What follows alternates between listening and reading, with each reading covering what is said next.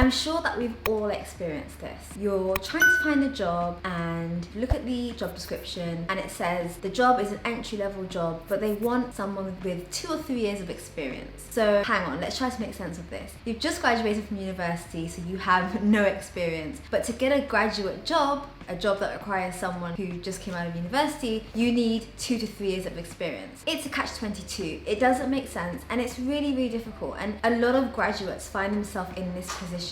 So if you are someone who's found themselves in this position, you're trying to find a job, but to be able to get a job, you need to get experience, but to get experience, you need to be able to get a job. It's such a complicated situation. And I think that it's so frustrating and it's definitely something that needs to be discussed. And so today we're going to be talking about how to get experience for a job when, like I said, you need experience to get a job, how to overcome that catch-22. A lot of it is kind of creating opportunities for yourself, trying to think outside of the box a little bit as well. Ultimately, what you need to try to think is, how can I add to my CV? Maybe without specifically adding to your CV with this specific job role that you're looking at, but how can I extend my skill set so that my skill set matches with what my potential job and my future kind of, dream job requires me to have. It's all about sort of trying to expand, being really active. None of these tips I'm going to give you today are passive tips where you're just going to sit around and apply for some things. Like, you need to be really active in order to be able to get your foot into the door. So if you're interested in more videos like this, I post every single week. Don't forget to subscribe to my channel to see more from me. So the first thing that I recommend is to search for keywords rather than searching for titles. So let's think about not looking for jobs using a specific title, but rather looking at jobs related to the skill set that you may need for that particular job. So that way you may not get your dream job straight away, and that's absolutely normal, but you will get a job that will provide you with the skills that will enable you to have that 1 year, 2 year, 3 year experience to then be able to apply for your dream job. Taking an example of, for example, like HR, rather than searching for a HR related role, think about what someone who works in human resources actually does. They work maybe on to do with onboarding, maybe staffing, maybe finance. So they kind of, think about what role a person that works in HR does, and rather than, like I said, searching for HR job, you look for a role in onboarding or in staffing or something along those lines. Similarly, in research, you may want to find a PhD position, you may want to find a research position, but to find a research position, you need research experience, and you don't have that. So in order to get research experience, rather than again looking for a job that says research assistant, because to be able to get that you need experience, you might want to go to look for jobs that are to do with science, maybe science lab jobs. So that could be maybe just doing a bit of sample data handling in a GP or in a hospital, or even working in a secondary or primary school as a lab technician, someone who works kind of alongside that sort of field. So you're getting that experience which you can then use and add to your CV, and then you can go and get your dream job after even 6 months or a year of it. That's all that you need really to be able to land yourself the position that you want. So thinking a little bit about, what am I actually searching for in the search box? Am I looking for something that's very, very specific and where the recruiters are going to be looking for a very specific person, or am I going to look for a job that kind of provides me with the skill set that I need to then be able to get onto the career ladder that I'm interested in? The second is to consider alternative options. Now, I know this sounds really difficult because you spent 3-4 years at university and you're promised a job in X, Y, or Z. You're not able to get that. So someone telling you to go and get a job in another field or something related or in parallel, when actually that you could have got that job without a degree, it is a hard pill to swallow. But to be able to get that experience and to be able to jump across that bridge to get your dream job, you may need to consider alternative options first. So again, think about your skill set, but thinking about what side kind of parallel or side by roles are there that can get me into this field. So thinking about, for example, something that I'm interested in doing, and I mentioned this before on my channel, is working in science, in education policy. So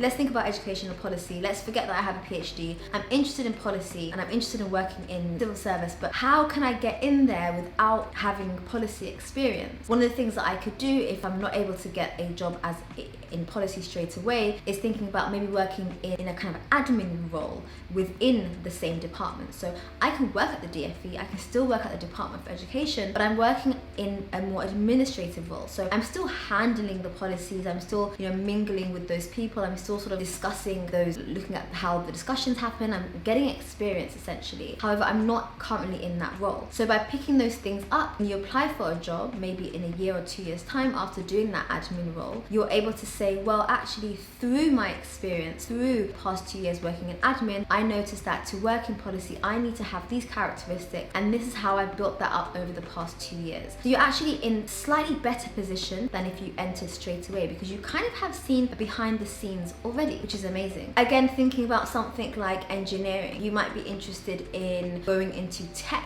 or you might be interested in transferring from tech to engineering. So thinking about like a maybe more sideline, I guess a parallel, like I mentioned earlier, a parallel topic or parallel kind of career choice that may not seem that obvious, but actually it gives you the exposure that you need. So you're in that zone, you've made your connections, you've made your network. You can then maybe find a program or maybe find some sort of way that you're able to convert what your skill set is to go to engineering, which is what you were interested in the first place. So I think one thing that we tend to do is always think about timelines and think about like, no, we need to get our dream job straight away. But actually it's sort of a blessing in disguise that you're able to take a year or 2 years out to actually see what that dream job looks like. And you may actually decide that you don't even want to go down that route, but at least you've got your experience there, so you can add it to your CV and build on that as you desire. The third, and I'm sure you expect this to be in this list, is internships or job shadowing or something along those lines, volunteering. Now, I put it as number 3 because not everyone has the privilege to be able to do this. Not everyone can take 6 months off, 6 weeks off, being paid minimum wage or even nothing to job shadow in order to get to their dream job or in order to get a job at all. So definitely don't, if you're someone who needs a financial backing, then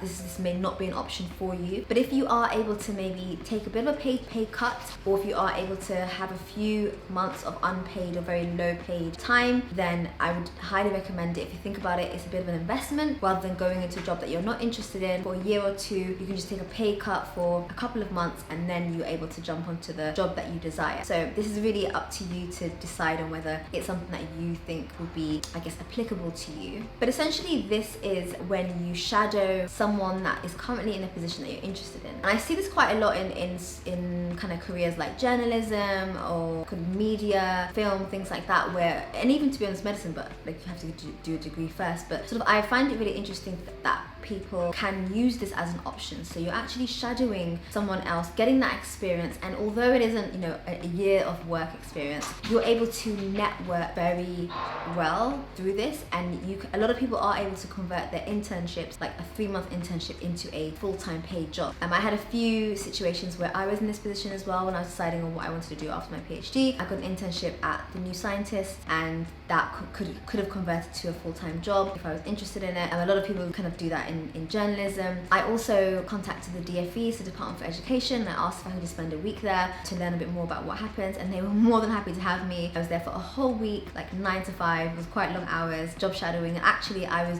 doing a bit of work myself too. But like I said, it's completely unpaid, so you have to be someone who's willing to do work for free. But like I said, it will be so helpful because the connections and the networks that you make as a result of that time is priceless. The fourth is LinkedIn. Now, again, this is something that's more relevant to today rather than something that you would have heard a few years ago. But LinkedIn is essentially social media for work, I would say. You can find people who are currently working at the companies that you are interested in. You can find people that have the job roles that you are interested in. You can find jobs themselves and really make connections. So try to make these connections as honest and as valuable as possible. So rather than just contacting every single person that works at McKinsey, for example, they're all going to know each other and you're just going to annoy them, and that's not fruitful. Think about someone that you think has a particular role or that you've been kind of following for a while, and you'd love to pick their brains about something. So it's not just connecting for the sake of connecting, but you're connecting in order to discuss a potential question that you have, or you might want to sit down and have a coffee together. One thing that I find is that if you went to the same university as someone who is in the role that you're interested in,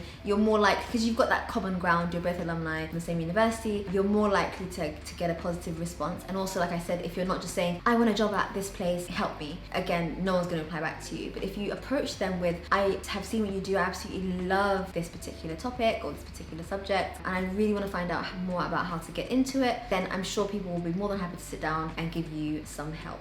And the last way is, and this is actually quite a good one, is through courses and through extra educational, kind of widening your education. Now you probably think, I need experience, I don't need any more education, I've got a degree. Correct, but actually a degree is a degree, you can't replace that with anything. But some courses that you can find, like paid courses on like Udemy, etc., a lot of these places can provide you with courses that are sort of professional courses. So they are courses that allow you to extend your experience. So actually on your CV, what you'll have is, you'll have your degree, then you'll have your course after that. So it'll look like during that course you were able to gain experience in X, Y, and Z. So it can sometimes make up for experience. If it's a course where you maybe have dealt with like data, you've handled data, or you've dealt with like cases, and you've actually maybe had a bit of an insight through that course as to what you might be doing in the future. So definitely think about if you're in a kind of field where you